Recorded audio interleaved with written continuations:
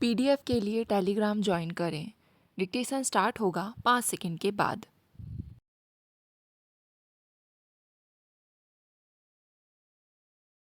महोदय, हाल की राष्ट्रीय विकास परिषद की बैठक में प्रधानमंत्री ने आर्थिक सुधार नीति के क्रियान्वयन के संकल्प को दोहराते हुए राज्य सरकारों से स्वतः संसाधन जुटाने का आह्वान किया है, जिससे आगामी पंचवर्षीय योजना की अवधि में आर्थिक विकास के लक्ष्य को प्राप्त किया जा सके।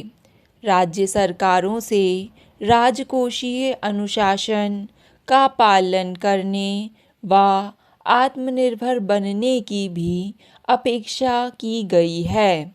2 वर्ष पूर्व जब नरसिंह राव सरकार ने सत्ता संभाली थी, उस समय उसके सामने 2 प्रमुख समस्याएं थीं।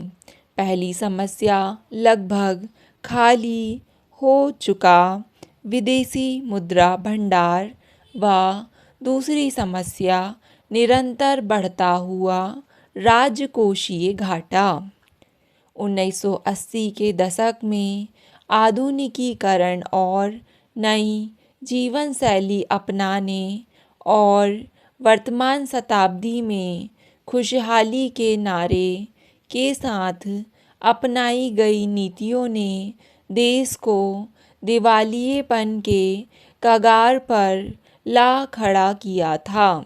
ऐसी स्थिति में अंतर्राष्ट्रीय मुद्रा कोष और विश्व बैंक के निर्देशानुसार भुगतान संतुलन के संकट को दूर करने हेतु नरसिंह राव सरकार ने आर्थिक सुधार व ढांचागत परिवर्तन लाने की नीति अपनाई है और अब वह आर्थिक सुधार कार्य योजना की सफलता का दावा कर रही है।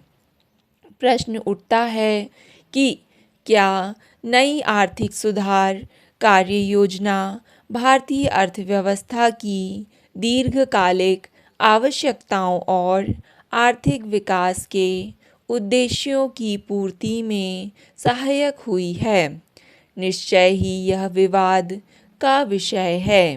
पिछले 2 वर्षों में सरकार द्वारा नई आर्थिक सुधार नीति के अंतर्गत किए गए उपायों में रुपए का अवमूल्यन, विश्व बैंक तथा अंतर्राष्ट्रीय महाकोष से ऋण प्राप्त किया जाना, अनिवासी भारतीयों तथा बहुराष्ट्रीय विदेशी कंपनियों को भारत में पूंजी विनियोग हेतु छूट व रियायतों की योजनाएं शुरू करना, आयात लाइसेंस पद्धति खत्म करना व उदारीकरण की नीति शामिल है।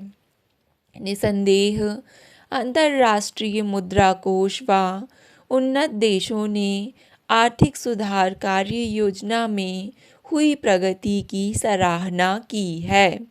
अंतर्राष्ट्रीय महाकोष की अपनी वार्षिक रिपोर्ट में कहा गया है कि भारत की नई नीति के अंतर्गत भुगतान संतुलन के संकट पर काबू पा लिया है व विदेशी मुद्रा भंडार में वृद्धि हुई है।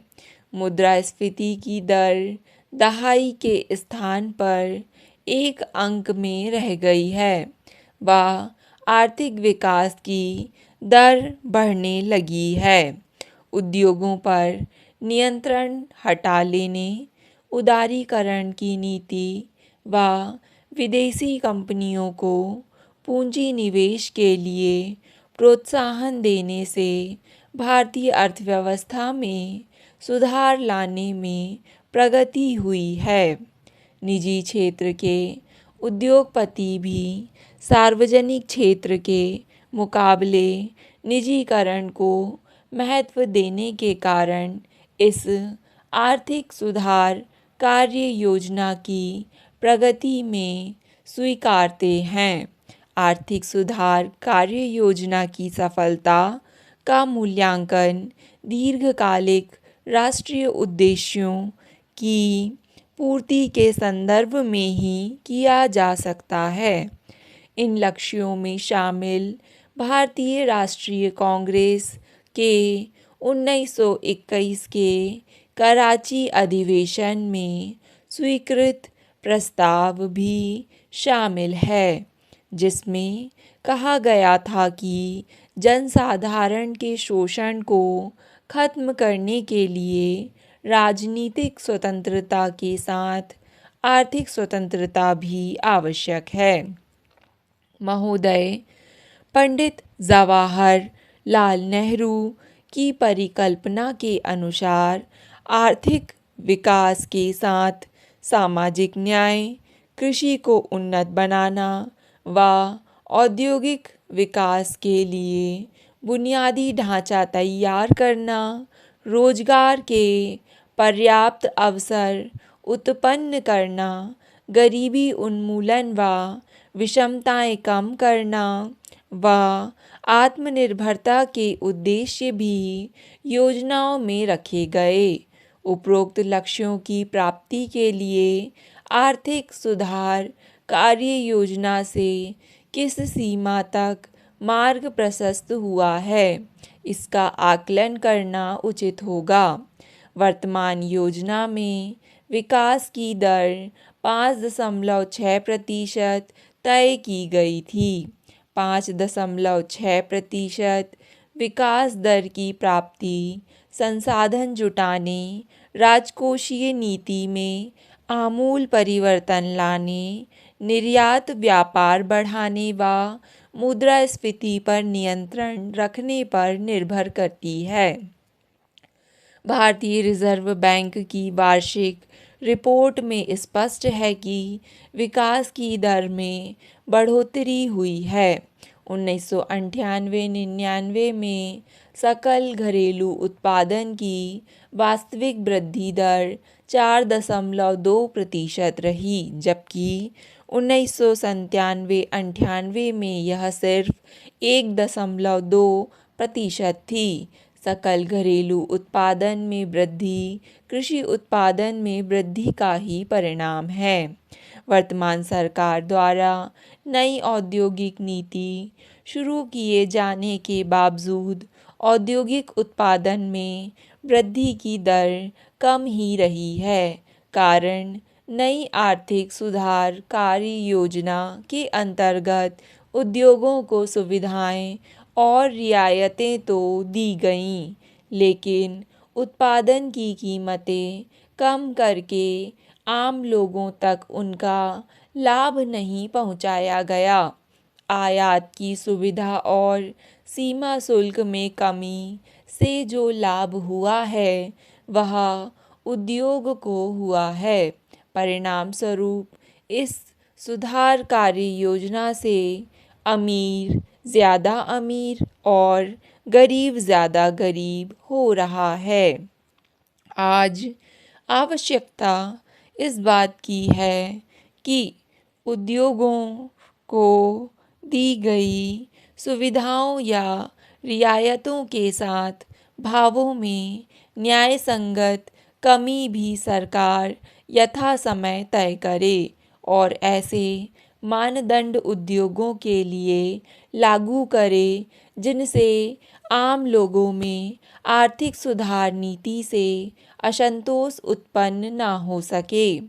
उदारीकरण की नीति व विदेशी पूंजी निवेश की छूट से जहां देश के औद्योगिक विकास को गति मिलने की संभावना है, वहां बहुराष्ट्रीय उद्योगों व देश के उद्योगपतियों को एकाधिकार अथवा मोनोपोली प्राप्त करने में सहायता मिलेगी।